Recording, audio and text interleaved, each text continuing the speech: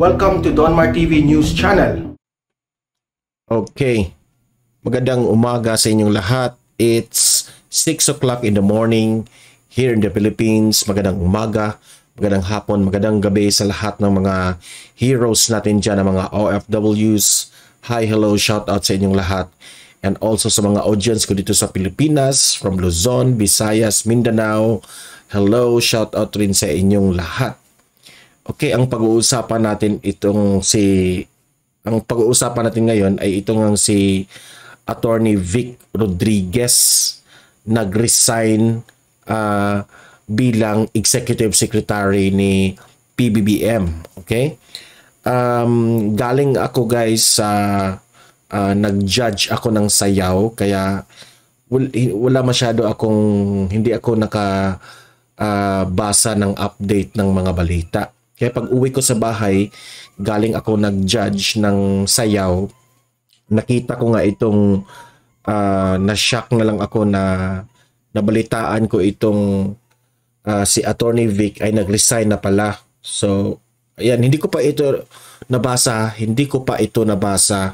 at sa vlog na ito ay sabay-sabay tayong basahin itong balita na ito at mag-react tayo kung ano ba ang dahilan sa pag-resign ni Attorney Vic Rodriguez. Okay?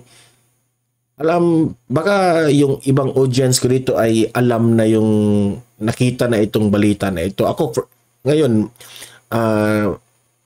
ini-vlog ko ito na hindi ko pa to nabasa at gusto kong sabay-sabay tayong mag-interact dito sa balitang ito. Pero bago ko ito babasahin at magkomentaryo, guys, importante na i-like at share itong video na ito para kakalat ito sa taong bayan. I-like at share para manatili tayo dito sa Facebook at YouTube. Okay? Sabay-sabay tayong mag-like and share. 1, 2, 3, go! Okay, thank you very much. And also guys, itong Donmar TV, i-follow and i-subscribe itong Donmar TV sa ating YouTube at sa Facebook para lagi kayong updated sa aking mga balita. Okay? Follow and subscribe. Sabay-sabay tayo. 1, 2, 3, go! Okay? Thank you very much. By the way, Sunday pa lang ngayon, di ba? So, sa mga mag-church dyan, it's 6 o'clock ngayon. So, yung early na pumunta sa church, ingat-ingat lang po kayo ha, sa traffic dyan. So, simulan na natin nga itong balita na ngayon ko lang ito nabasa, no? Kasi hindi pa ako nakapagtulog guys ha. Galing ako sa dance contest na nag-judge ako. Tapos nabasa ko itong balita na ito kaya ini-vlog ko kaagad. So, itong balita ng Manila Bulletin na sabi nga dito, Lawyer Vic Rodriguez, President Ferdinand Marcos Jr.'s Executive Secretary, who also served as his spokesman during the campaign period, announced Saturday, September 17. Ngayon is September 18, Sunday. So, kahapon ito, Saturday ito, no? Saturday, September 17, his resignation from the post. Ayan. Nabigla ako dito, no? Kasi hindi ko ito nabasa. So, sabi dito, quote-unquote, Attorney Vic Rodriguez. So, ito yung sinasabi, quote-unquote, I have asked permission to step down as Executive Secretary. So, ang tanong dito, sino ang nag-ask siya ng permission? Sino ba? Si PBBM? O sa kanyang pamilya? Di ko pa alam, ha? Let's clarify this one. I have asked permission to step down as Executive Secretary. There is nothing more rewarding than answering the call to serve the country.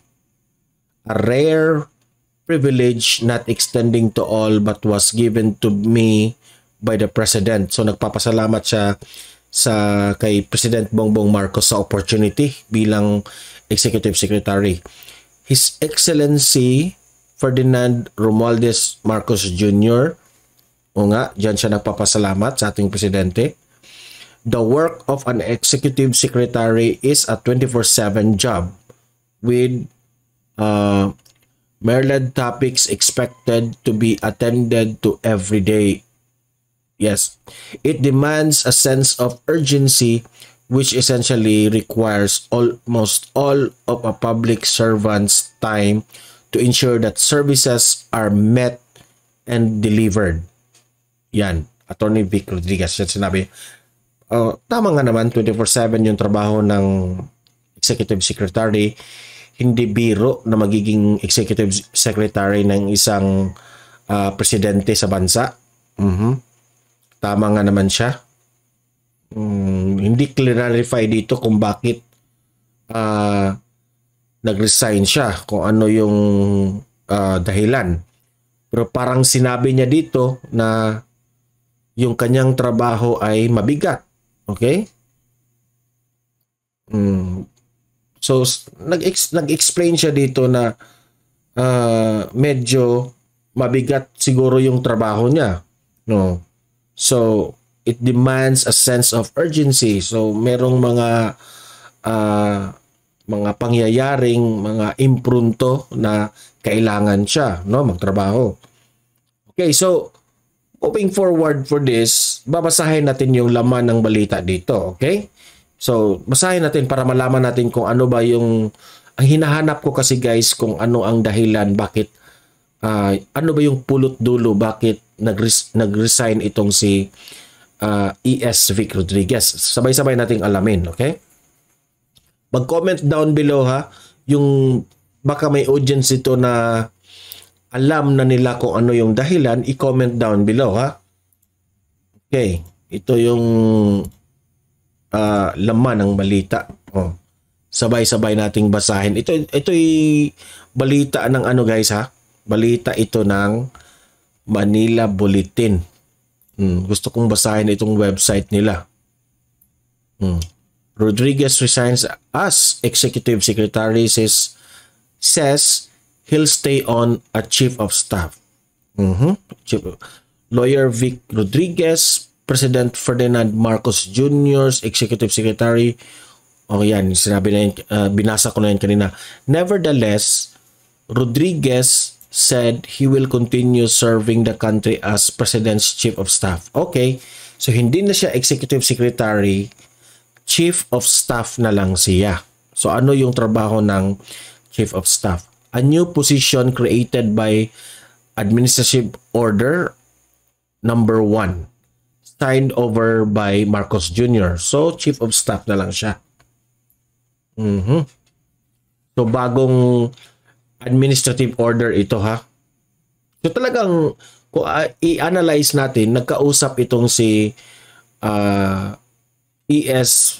hindi naman ES na siya, si Attorney Vic Rodriguez na at saka si President Bongbong Marcos, nagkausap sila tungkol dito.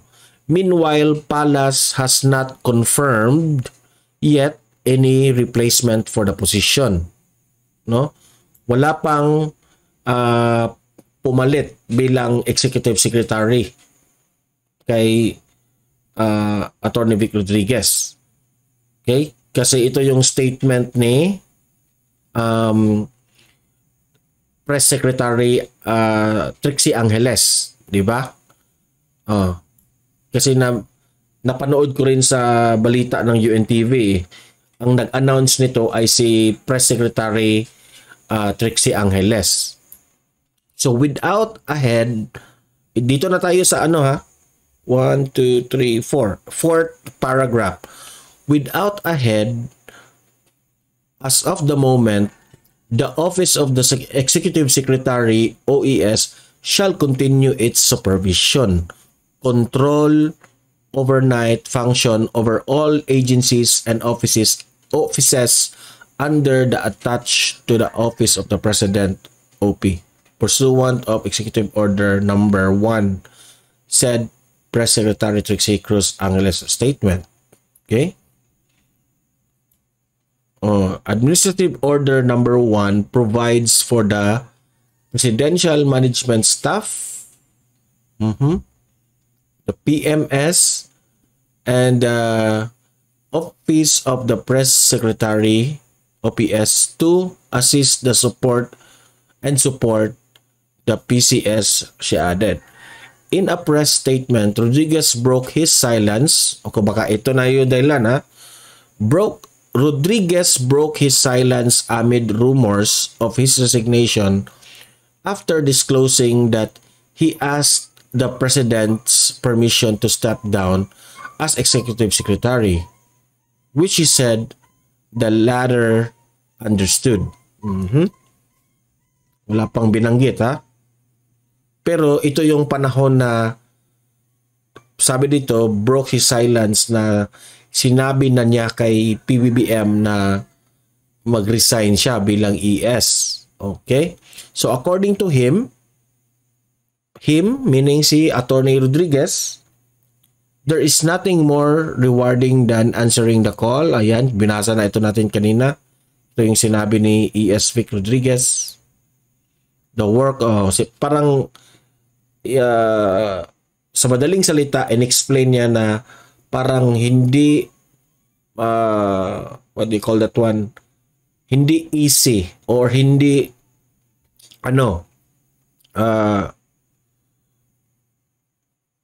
parang kapag executive secretary ka ng president ay hindi biro. Parang sinabi ni Attorney Vic Rodriguez dito, no? Rodriguez resignation came amid sugar. Okay, ito na.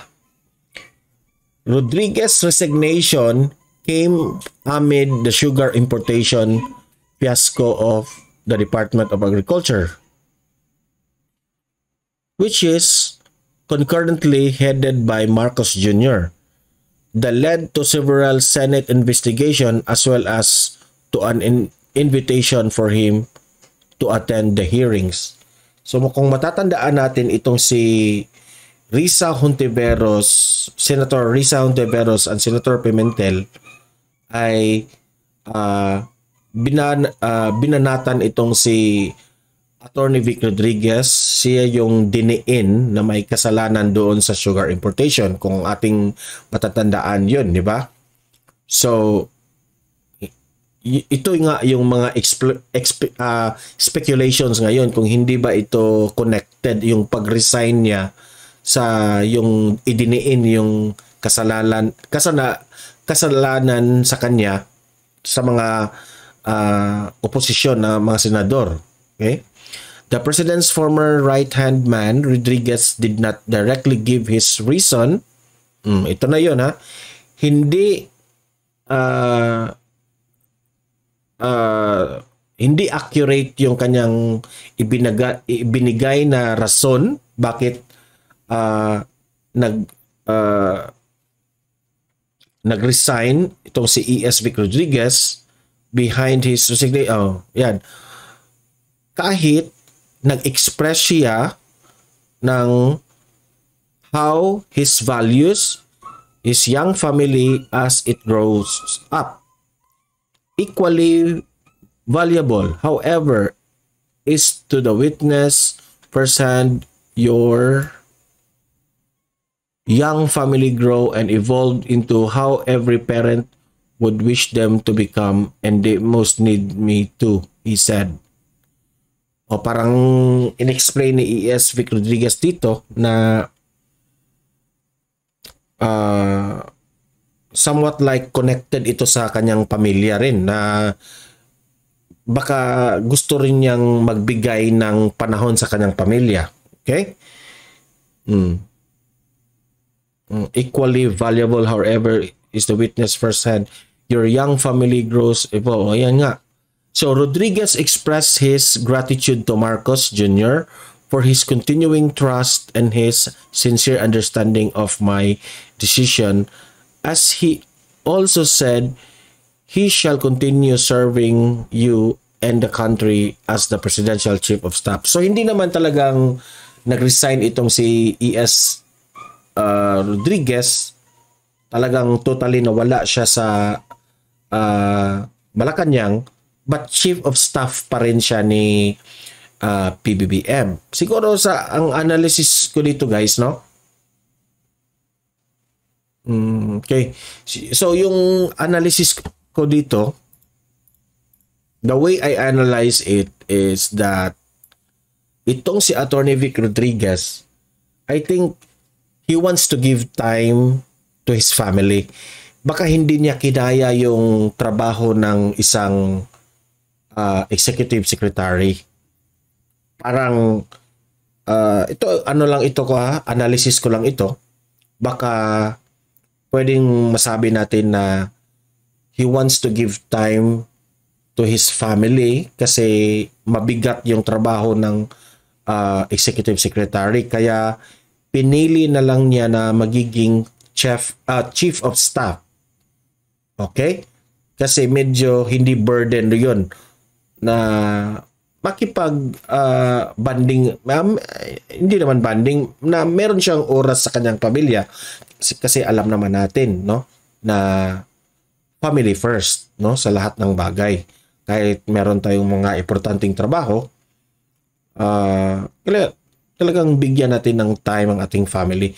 Hindi na kasi healthy kung nasisira na yung relationship mo sa inyong family dahil sobrang busy ka na sa inyong work. So yan ang the way I understand his explanation, no? Correct me if I'm wrong lang, no? Hindi ako magmamagaling dito. So yan ang balita tungkol dito, bakit nag-resign itong si former Executive Secretary Vic Rodriguez. Okay, so ngayon ko lang ito nabasa ha. Sabay-sabay tayong nagbasa dito sa aking vlog.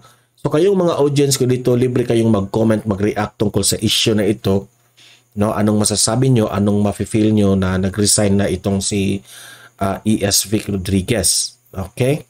So, comment down at babasahin natin yan. Okay? Don't forget guys na i-like at i-share itong video na ito para kakalat ito sa taong bayan. And most especially, follow and subscribe Donmar TV para lagi kayong updated sa galawang politiko. Okay? So, guys, hanggang dito lang itong video na ito. I will give more updates about ES Vic Rodriguez sa ating mga vlogs. Happy Sunday. Have a great day. See you in my next video. God bless everyone.